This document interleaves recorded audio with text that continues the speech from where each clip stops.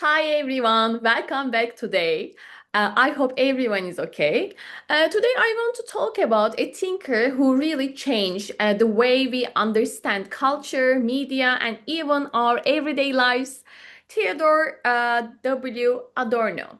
I was first introduced to Adorno during my university years, and at that time I remember thinking, this is dense, this is difficult, but over time, his ideas started to feel much more real, almost uncomfortably real. So let's talk about him in a more human way. Adorno was born in 1903 in Frankfurt, and he was not only a philosopher, but also a psychologist and a musician.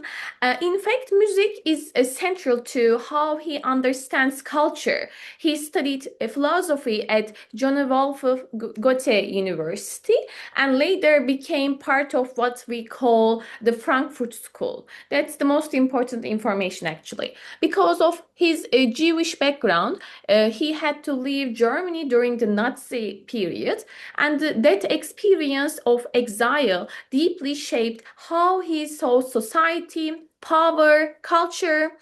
One of his most important collaborations was with Max Horkheimer.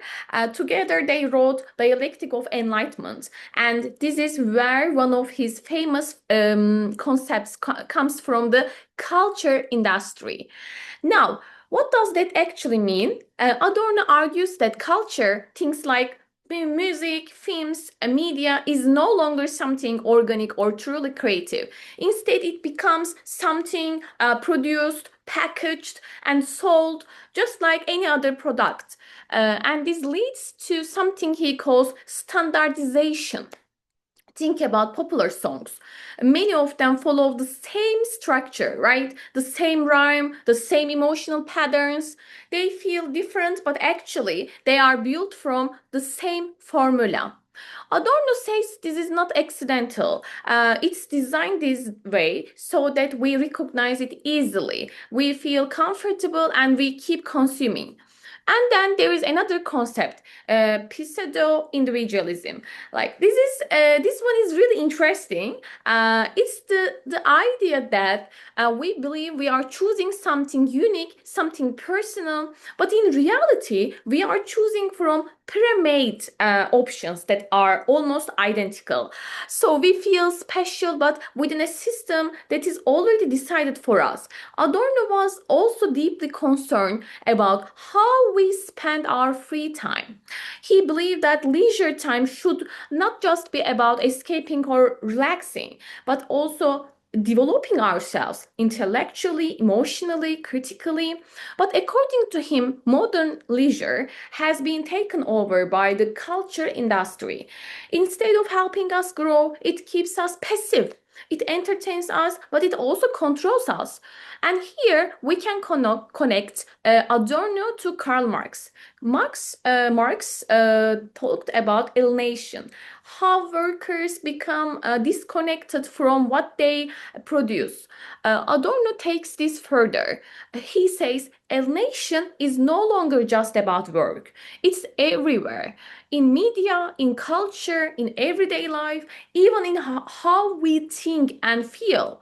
Adorno's answer is not simple, but through what we call critical theory, he encouraged us to question everything, systems of power, social structures, even the things we enjoy, not to reject them completely, but to become aware, to see what is behind them, to ask, is this really my choice?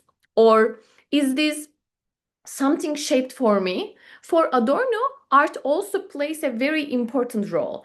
In his aesthetic theory, he suggests that art has the potential to resist this system, to create moments where we can actually think differently, feel differently, and maybe become a little more free.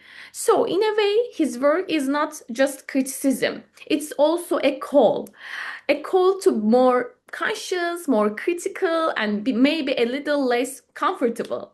Because sometimes comfort is exactly how the system keeps working. Thanks so much for watching, and I'll see you in the next episode. Bye!